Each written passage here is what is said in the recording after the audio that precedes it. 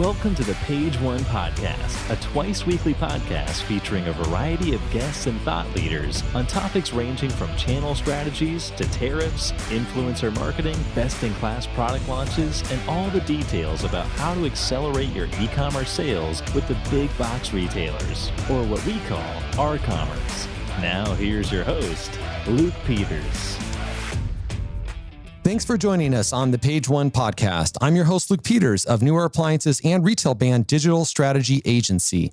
We're now in a coronavirus world, and I know that's on everyone's mind, so I'm going to adapt all of these interviews to ensure that you listeners are getting the most out of the Page One Podcast.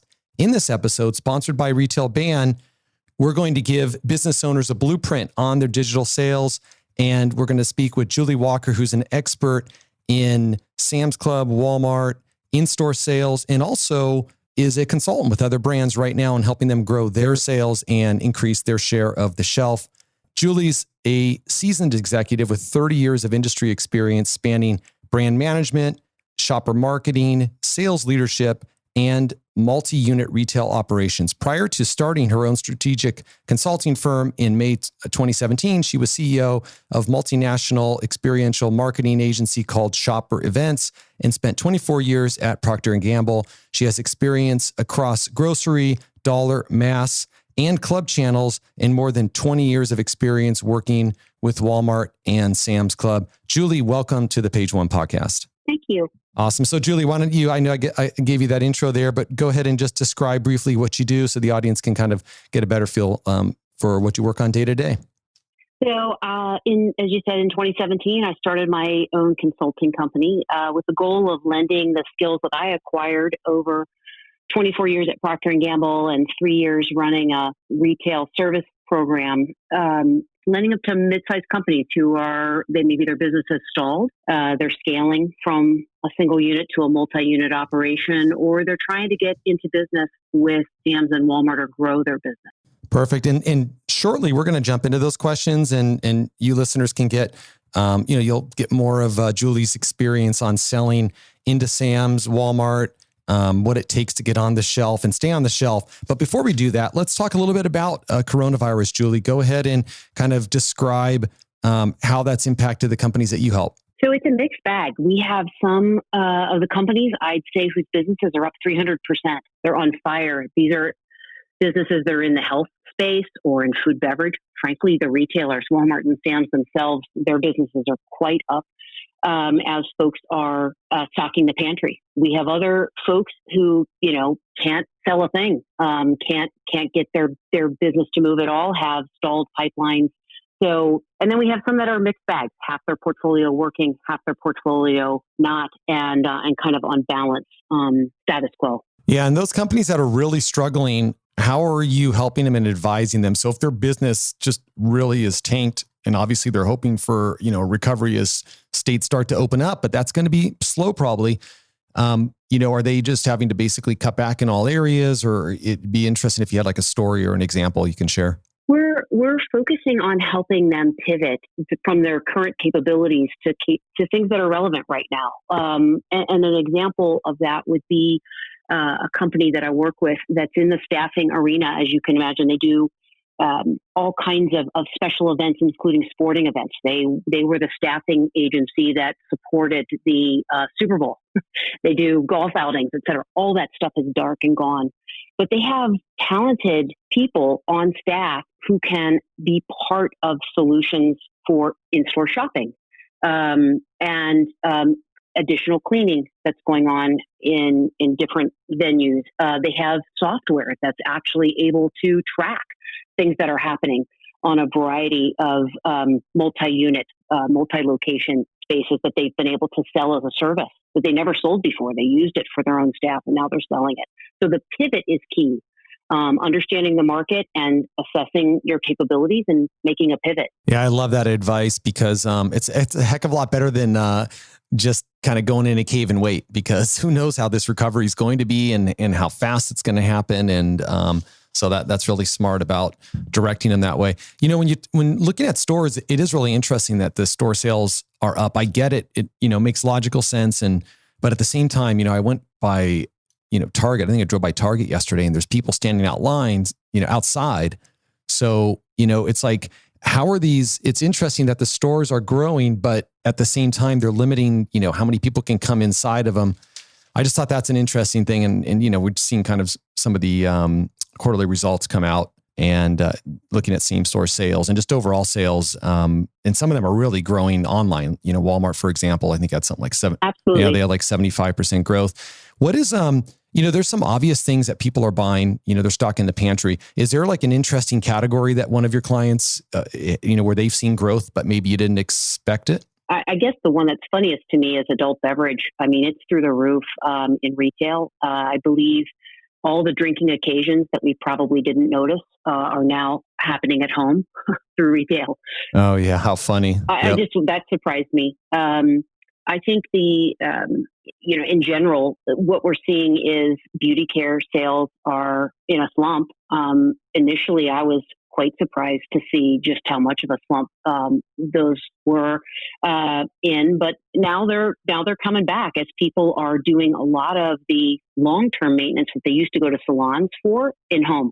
So we're seeing things like hair color, nail salon, pedicure, face masks, waxing, you name it. Interesting things that used to be done in salons are now happening at home. Yeah, well, I guess you can only hold out so long, right? So after a month, exactly, after the gray hair is coming back in. Yeah, that's so funny. Well, cool. That's great to hear those specific stories, and it is interesting about adult beverage, and that's kind of cool to hear too, because at New Era we sell wine and beer coolers, and we've definitely seen a good trend in those categories, and so that kind of matches what people are they're spending time at their house and they can't go out, and so they're kind of investing in that.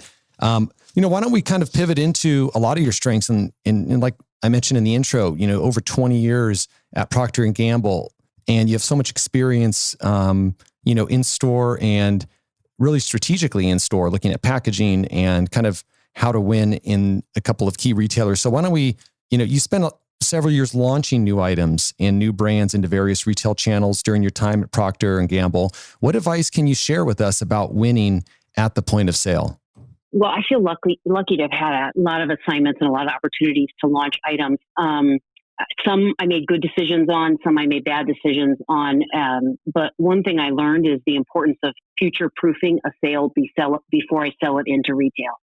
What I mean by that is make sure you know how the product is going to succeed. Don't just focus on getting it into distribution. Make sure you're going to be able to meet the velocity requirements of any retailer where you're trying to bring the item in. And how do you do that? I mean, that's hard to forecast, right? It is hard to forecast, but I think there's a lot that's in our control in the launch. And one of those is designing an item from the shelf back. So you have a desire to be in distribution in a variety of locations. I believe the majority of us think that all those locations are equal, and we start designing our item based on the brand and the way in which we want it to look and the way it looks in our conference table of our office. We don't think about how it's going to look in a very different context, whether that's at a dollar store or a club channel or a home hardware store or a Walmart. Yeah. And Julie, is that different than just the messaging, or is that inclusive of the messaging, but you're talking about even the dimensions and the colors on the box and just thinking of it as a billboard? Yes, I think 50% of the challenge is operational. The shelves are different. If you're selling into club, it's a pallet sale in many cases.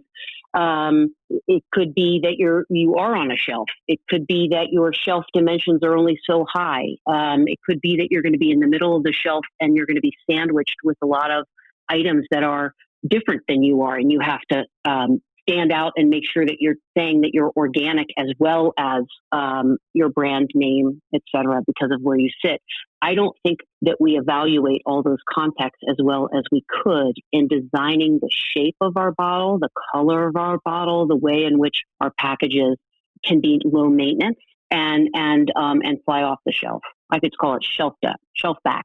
So why don't we kind of, so maybe you can give me an example of what's an easily overlooked, mistake. But what I guess we can start with is most folks that are getting products in store, they probably have some experience or they're already selling in store. And so, maybe they're focused on, call to action or certain colors, or they tested certain calls to action or ways to describe the product.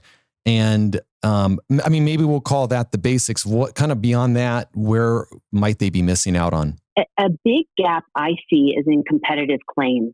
Many of the clients that I've worked with focus on a tagline, a selling line, the same selling line that's often in their television advertising or their print advertising, not a claim that is really overcoming the shopper's beliefs and barriers to purchase you relative to the other options they have at the shelf. I love that. So, I mean, and we talk about that on a website is, your guaranteed promise. And I guess maybe that's the same thing with a product. And are those claims, are you usually advising companies to go get, some R&D done to kind of have proof of those claims? Because there are certain restrictions on what you can put. Talk to us maybe start to finish on how a company can come up with that type of claim or think about, how they can have a proven claim that they can put on their package. So the first thing that I believe is critical is never put anything on your package that you can't substantiate. There would be legal challenges that could happen from other competitors. So you have to make sure that you've got well-researched claims if you're going to make any kind of competitive comparison. But from a process standpoint, first start with why would you want someone to buy you? What would you expect them? Why would they buy you versus the other items that are there?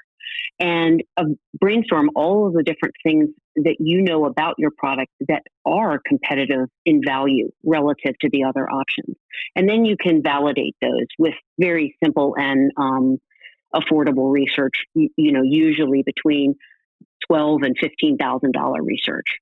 Awesome. Any companies that come to mind that are good at doing the research, or is it really product dependent? Level 4 is a little company out of Canada that does a fantastic job on claims research.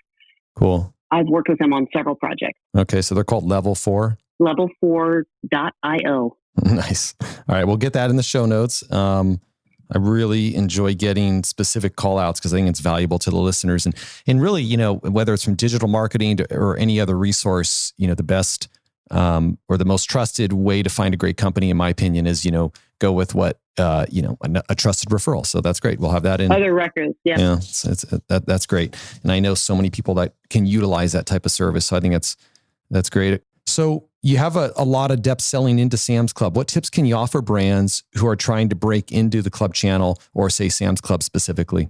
A couple quick steps, but the first would be start with the end in mind. Winning distribution in clubs is a fantastic gift, but hitting the velocities and staying in distribution requires you to grow the item year after year. And the most disappointing thing I've ever experienced is watching someone gain distribution, but not be able to sustain it and invest a ton of money that they did not anticipate at the front to get to the velocities that are required. So I always say, start with the end in mind, have a 3-year plan to launch and grow your item. And then think about these are limited distribution retailers. So somebody's got to come out for you to go in. So I always say, think about, as the buyer, put yourself in their shoes, who's going to donate the space for you to come in and why? That's so smart, really strategic. And tell us more about, so you start with the end in mind, a Stephen Covey reference. I like that. And, you have to gain a certain level of velocity. Is that because in these clubs that the buyers are expecting, that you're going to have, a 300% increase to get up to, or that you're literally going to increase every single year, or you're out of there and they're going to find somebody else? Kind of what is the expectation on their level? So Costco only carries about 1,000 items. Sam's Club has 5,000 items. They're pretty big warehouses. They expect tremendous productivity per item, just to break even on their model relative to what's in there today. And when I say that, I'm talking, $50 million items on an annual basis. So we're talking big items. So if you've got a neat idea, it's really important that you understand what the velocity is currently. They call it red lines often, for that buyer to ensure that you're going to be able to come in and at least hit their minimum threshold. Otherwise, they're going to have several other items, including the incumbent item, that can perform better than you. And how do you get, I know this is a question for any buyer, but talking about these clubs, I will tell you from personal experience, everybody wants to work with Costco. They're a challenge. They're very hard to get their attention, very hard requirements to get in store, for a bunch of reasons we can talk about. But is there a different method to getting a club buyer's attention? And how can business owners think about that? So my experience in getting a buyer's attention, if you are a small brand who's unknown to the company, is hire someone who already has access to those buyers. There are lots of fantastic brokers and consultants out there that specialize in the club channel. They bring expertise on the requirements, the operating requirements. They can provide tremendous advice to you, but they also have trusted access to the buyers. So when they call, they're repping a portfolio of successful items and they say, I've got a new item to break in. That is by far the best way in versus trying to go it alone. Hey, great. And so another question on that, because look, we've all had experiences with rep agencies that worked and ones that didn't work. Yep. And, it's a hard, I guess what I want to ask is a time frame, but, that's going to be product dependent. But let's say, a company brings on an agency and is there, what and a CEO obviously wants to be in store in 6 months, but what's a realistic time frame when that, hey, that agency is going to get it done or they're not going to get it done? I mean, after a certain amount of time, one may have to move on to another agency. And I'm just curious if there's I know it's going to differ from category to category, but any thoughts on that time frame? I would say after the first meeting with the broker and you, if they can't get you an appointment, it's all about the appointment. Yep. If you can't even get an appointment, and I would say there's a lot of people who take on responsibilities, take people's money as a consultant, but can't even get the appointment. So I think the first thing to do would be have all of your fees contingent on the appointment, participate in the appointment with them in the planning and in attending. And if they're not willing to have you go, then they're not really betting on you. Oh, I love that. Very specific. That's awesome, Julie. You advise a lot of brands that are looking to improve their business in retail. And we've been talking about Sam's, a little bit about Costco, but what's your biggest piece of advice that you give them?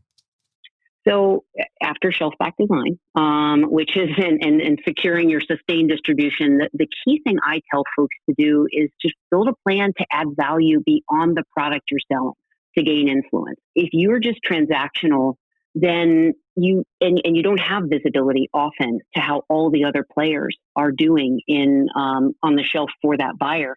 You're always going to be in a precarious position. If you're adding value beyond the product that you're selling, you're gaining influence, you understand the market and the customer, then you have a higher likelihood of winning a tie, getting additional bets on you, broadening your distribution and support. And the first way to do that is to go green on everything on the buyer scorecard. I don't know if people even know what the buyer scorecard is. I think ask them what's on their scorecard and ask them where you stand on each one of the items. Yeah. I think we spend too much time telling and selling and not enough time asking and listening to the buyer about where we fit because we're afraid of the answer. So what might be a couple of those things that would be on a typical buyer scorecard that might, we may not actually be thinking about? So things like whether you are shorting your orders, item cuts to your order, whether you are delivering on time. So I'm going to just focus on the least glamorous side of retail, which is all the blocking and tackling to just even get on the shelf. They have an enormous scorecard that's all focused on how you perform through their warehouse, how many days it takes to sell you and where that stands. They're against, like I said, their velocities, where your margin is relative to their entire portfolio. You want to be green on everything you can be green. I think that's a great piece of advice. And I, we have that from some buyers, but not from all of them. So I think that's something that I can, internally here at Newer, we can push for. But I think I know I talk to a lot of folks and that doesn't come up in a lot of our conversations. We're focused on other things sometimes as business owners, but great area to start. And we always want to align ourselves with the buyers and maybe when we're getting rejected or we're hearing no, it has something to do with that scorecard. So definitely something that we should all look into. We were talking earlier and you mentioned top to top business planning as a critical part of, winning at retail. What does best in class top to top business planning look like to you? And kind of give an example maybe so the audience understands what you meant by top to top. So top to top implies the top member of the retail organization. Sometimes it's the CEO, but if it's just a decision maker, it could be the buyer who's the top.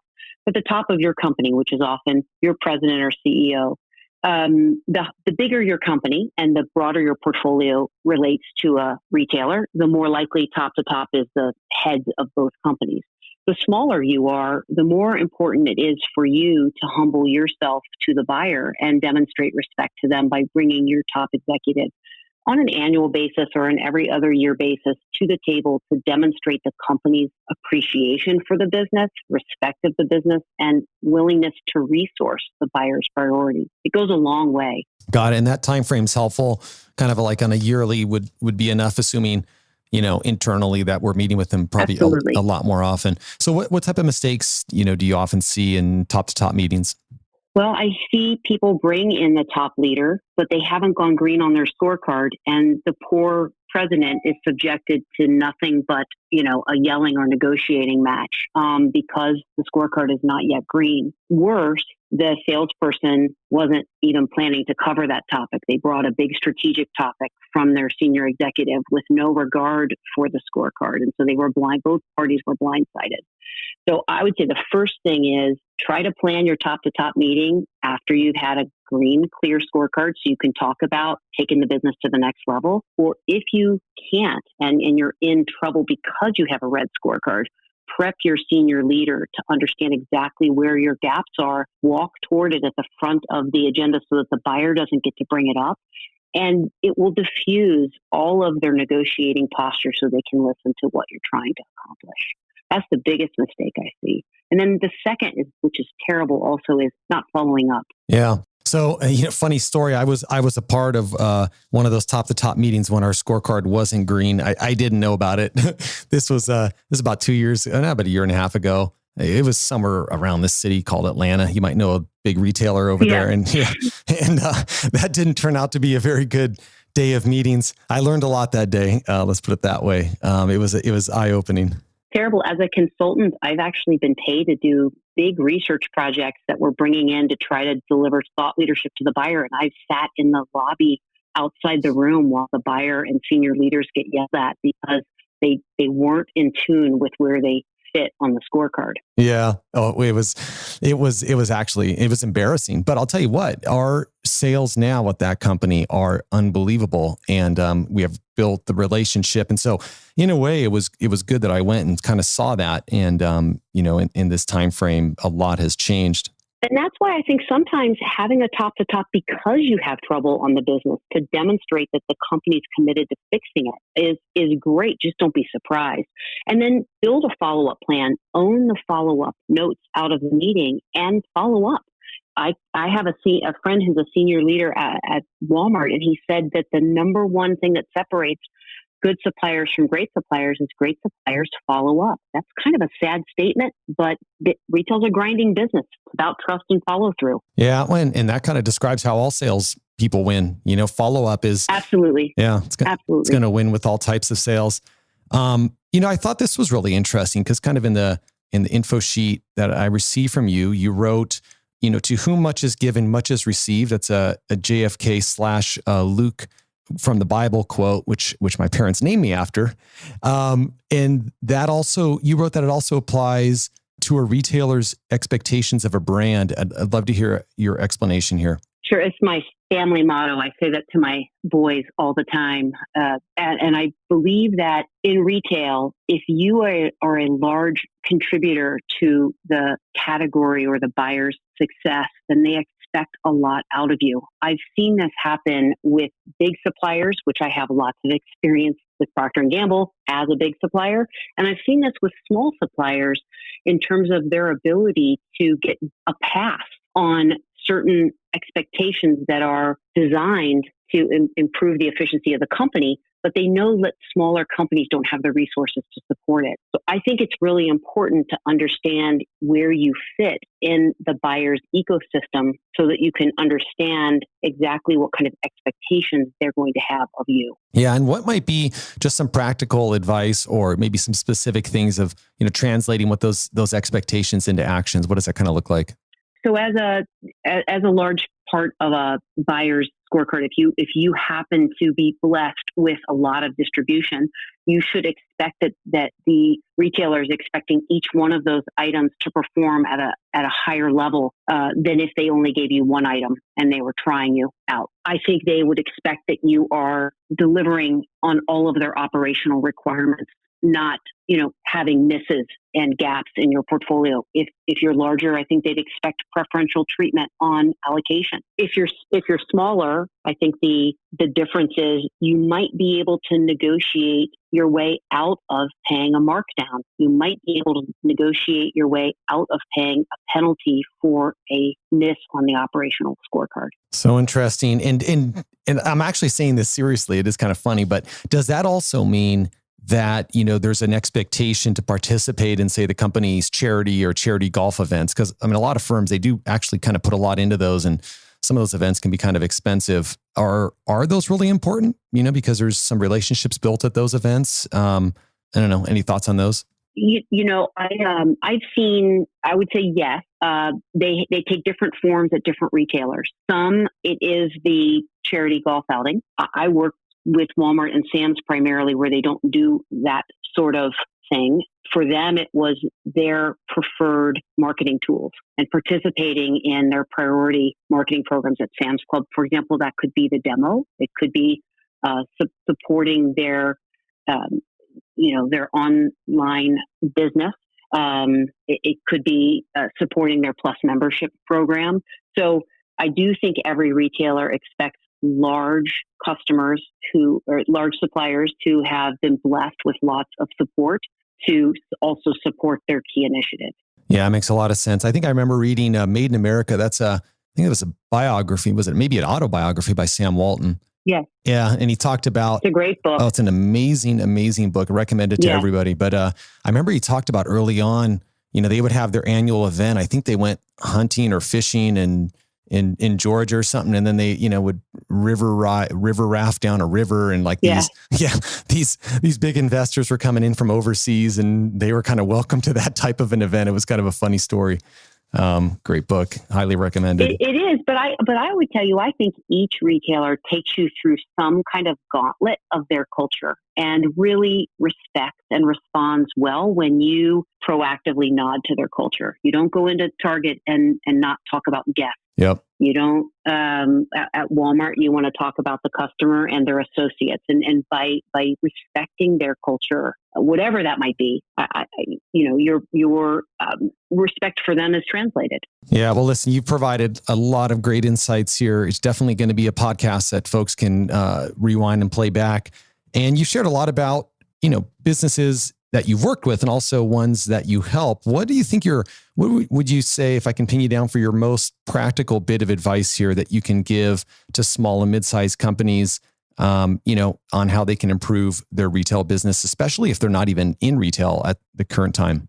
If you're not in retail, I would say, and you're thinking about getting in retail, gain empathy for the stakeholders, immerse yourself in the consumer and market trends, and connect your brand to those. If you're already in retail, start with the shelf back. Great. In all your design. Awesome. Great advice. And how can listeners find more about you? Can they find you on LinkedIn or learn more about you and your business? They can find me on LinkedIn, Julie Dunn Walker. They can find me at www.479retail.com. Okay, that's 479retail.com. We'll have all of this in the show notes. Julie, really appreciate you coming on the Page One podcast, sponsored by Retail Band. And again, for companies out there, if you're seeking to improve your digital sales, find me on LinkedIn or at retailband.com, and you can learn more there. Hope everybody's enjoyed the interview today. Truly appreciate your reviews on iTunes. They mean a lot to me, and hope you join us for the next interview. Take care.